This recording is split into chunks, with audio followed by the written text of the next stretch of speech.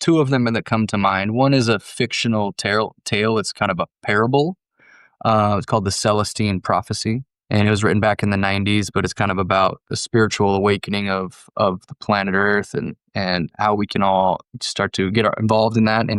And one of the first lessons in that book is starting to notice the synchronicities of life and the coincidences that are too coincidental to be coincidence, right? And the idea there is that when you start to attune yourself to these, you start to see them more often. And those are the guideposts that allow you to find that flow of life. And when you start to notice and follow these synchronicities, then you will find yourself in the flow and these opportunities will start to appear. Welcome back to Relatable Wisdom, the podcast where everyday people share the quotes that have shaped their lives, inviting us all to reflect and grow together.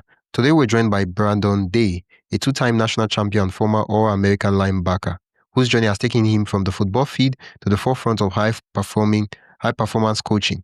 After overcoming his own battles with chronic pain, Brandon now empowers others to unlock their potential through his innovative neuroflow method. Let's dive into Brandon's story and discover the wisdom that has guided him along the way. I'm ready. Tell us your name and what you do. Okay. My name is Brandon Day, and I'm a neuro coach. So that means I help people assess their brain function and nervous system function, and then I help them train that to get out of pain or to increase their performance. And through that, I've developed what I call the neuroflow method, which is the marriage of applied neurology or neurotraining and flow state coaching to help people find that peak performance state of flow more often. Okay. What's your favorite? What is neuro? What's Neuro. your favorite quote? Oh, the quote, my favorite quote, is that the goal is not to control life, it's to flow with it. Goal is not to control life, to flow in. Would you be so kind to explain that with an example? Sure. Yeah. The best example I think is from my own experience and kind of how I've come to really try to embody that quote in my life. I played American football in university, and we were very successful. I got to play in 3 national championships, and we won 2 of them. And I actually ended up on the cover of Sports Illustrated magazine as a football player in university. And that's not something that you really can plan for. But it happened that I was in the right place at the right time. And, in that way, the universe kind of responded. And I had always kind of lived my life that way, going with the flow of things and choosing opportunities that seemed to match with or align with my intuition and my kind of gut feeling. And that served me very well until I stopped doing that. And after university, I started trying to control all the things. I wanted to start a business and I wanted to make all the money and have the things. And it had to, with that, I was trying to force my way into things. And a lot of trying to force things really led me to burnout. And I had a big crash and burn.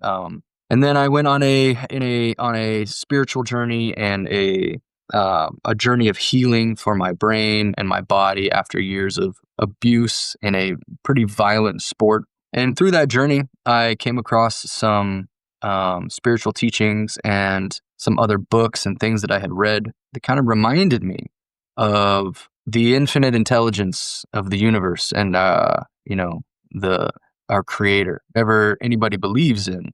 It all kind of came to me in this way that made me start to understand that one of the things that was stalling my success and keeping me in pain and kind of wrecking my mental health was this idea of control and trying to control everything. And so I started to get back to work my way back to this state of being where kind of surrender and let go of the control and try to just flow with what life gives us. And if we really tune ourselves and align ourselves to something greater, then that flow seems to happen more naturally. And so that's kind of what I teach now, and I try to embody that surrender to the flow of life as much as I can.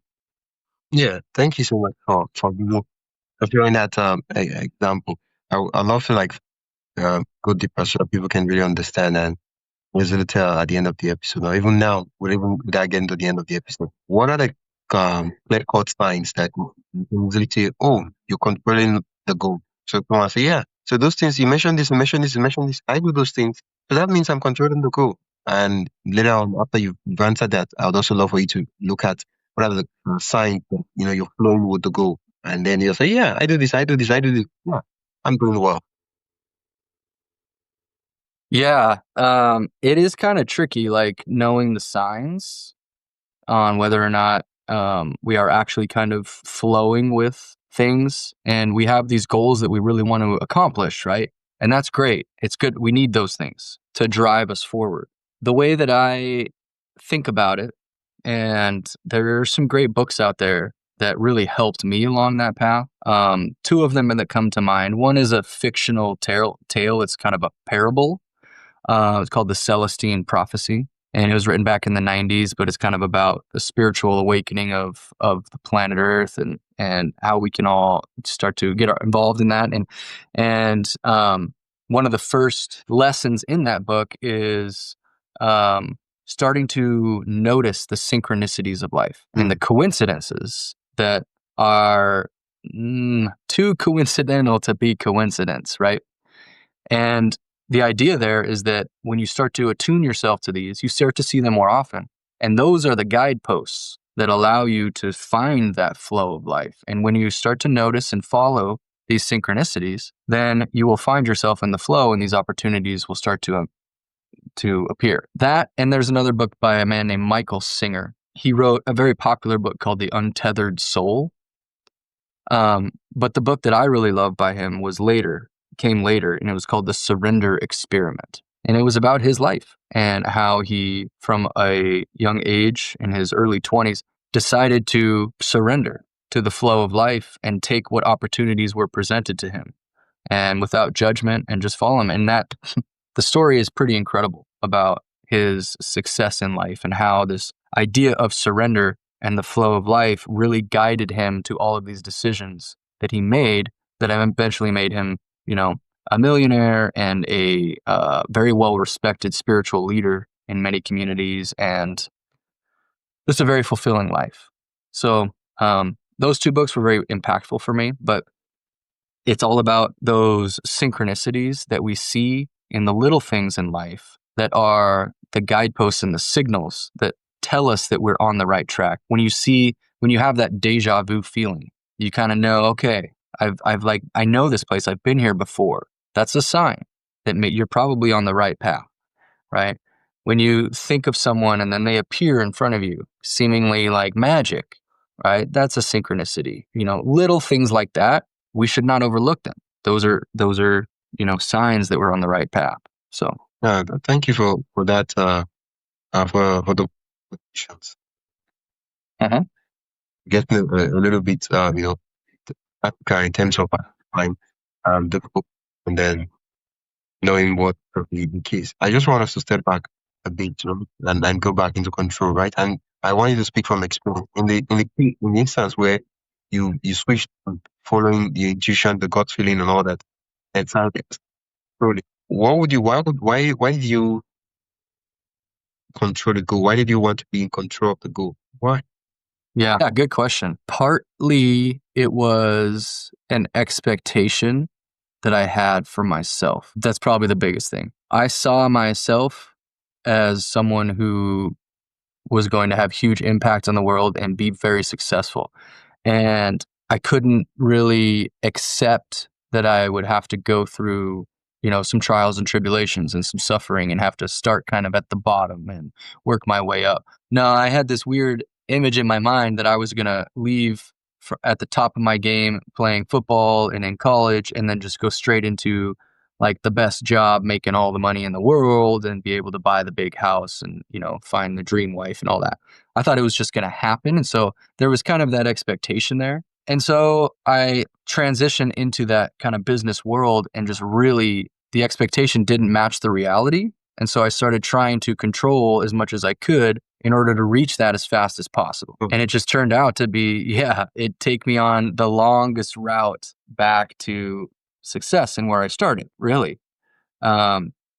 Which, in many ways probably was all part of the journey. And I needed to go through that to learn at a deeper level why I needed to let go of that control and really trust myself and that gut feeling and intuition. Yeah. I think what you just shared brings to memory the an anecdote, right? Where master was talking to an apprentice one time, and it was like, "How long will it take me to learn kung fu if I practice every day?" And it was like, it mentioned a number, so number. And then it was like, what if I do it every day and every night? And then I am so focused on it and stuff like that. And it was like, it's going to take it twice longer. And it was like, why would it take me twice longer? It's supposed to be shorter. And then the thing the master said was like, um, you spend less time, you spend more time on the journey when you are focused on the destination and the path. Yep. Right? And then it's in the context of control and flow, you just go with the journey. To don't be Yeah. so much like saying, "Oh, I need to get to this place. I need to be there. I need to be there. I need to be there."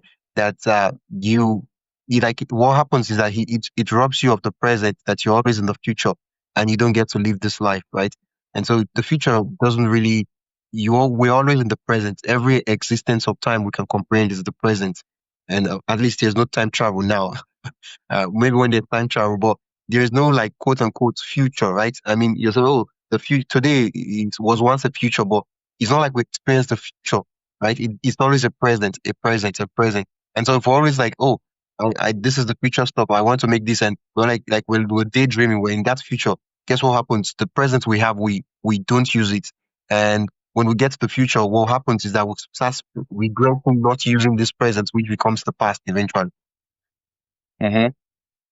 Yeah, that's very well said. And I love that parable, that anecdote about the Kung Fu master. That's such a perfect example. And you're right, it's all about presence. And that's everything that I've been saying. That's the perfect summation of it, is that it's about being in the present moment. And that's what flow states are, is fully engrossed in the present moment, right? As a state of consciousness or a state of being, right? And so that's what I teach people to do. But, at a deeper level, like you're saying, all this control and on the opposite end, surrendering to the flow of life is surrendering and just being in the present moment. Yeah. So that's perfectly put. Yeah. Yeah. And usually when it comes to, I think in the context of this control, I'm thinking of certain ways where you want to start a project, you want to start a venture that you really want to do, and instead you start asking yourself, what's the guarantee, right? And each time I think of this word guarantee, I remember a scene from the movie Inception by Christopher Nolan, where what's the name of this guy? This guy that acted Titanic. This actor. Leonardo DiCaprio. Yeah, Leonardo DiCaprio. And it was like, what is if I was to do this, assuming I could do this, what is the guarantee that it's going to work? Say, you don't. But do you want to take a chance, or do you want to live the entirety of your life, wishing you did? And that scene always plays up in my mind, because oftentimes we want to do this thing and we are expecting someone to give me a guarantee that, dude, if you start this business, we're going to make the gazillions amounts of money. And I'm like, no, there's no guarantee. But you want to find that? Yeah. There is no guarantee. The only guarantee is that you probably will regret it if you don't try. Yeah. Yeah. Yeah. Oh, thank you so much, Brandon, for sharing your favorite quotes with me today, and helping me make Yeah. sense. What would you if what piece of advice or takeaway would you want to leave with my listeners? Just to, anytime you feel things getting out of control, right? Maybe take one breath and ask yourself, what is this trying to teach me?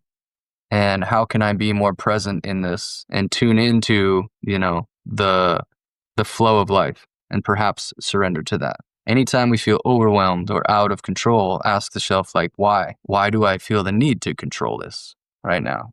And what would it be like if I surrendered and let it flow? Yeah. The good thing is that the moment you mentioned anytime you feel out of control, the baby started crying. Perfect. Yeah. I was like, There's three babies out there. I have triplets. So yeah. Wow, congrats. I get a lot of practice. I get a lot of Wow. practice with the All right. surrendering. That's what I call Yeah, what's the word? No, I want to say double deal, but then yeah, triple deal. That's fantastic. that's right. Yeah, thank you. It's a good practice in surrender. Surrendering. Oh, okay. Now where can listeners uh what do you like? I know earlier on you explained what you did, but like, could you like explain what you do, like in Sure. layman terms, and then tell us where we can learn more about what you do? And I mainly work with athletes, but it works with anyone. I believe everyone's an athlete, by the way.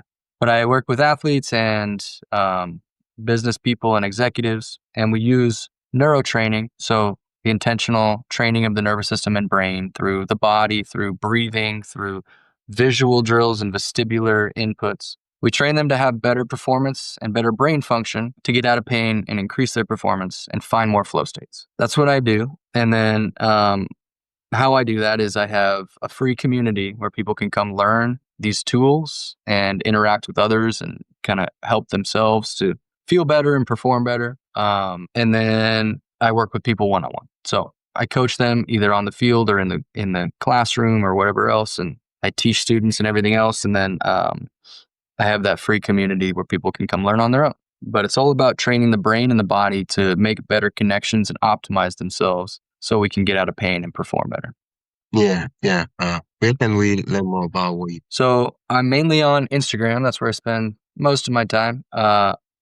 And my handle is at I am Brandon Day. Pretty easy, just one word. And then I also have the free community on the platform called School, Skool, and it's just Neuroflow Performance Lab at School. We'll put the link somewhere in there, but you can go there and search for it. It's totally free, and there's all sorts of resources that you can use to walk through your own neurotraining journey to find more flow states. Yeah. Once again, thank you so much for sharing your quote, and it's been an absolute delight to chat with you. Yeah, this was wonderful. Thank you. Thanks for listening to Relatable Wisdom. If you found something meaningful in this episode, make sure to follow or subscribe wherever you're listening. If you'd like to support the show, you can do that by buying me a coffee. The link is in the show notes. Every little bit keeps the conversations going. I'm your host, Wisdom Okonkwo, and I will see you in the next one. Until then, stay curious, stay inspired, and keep growing.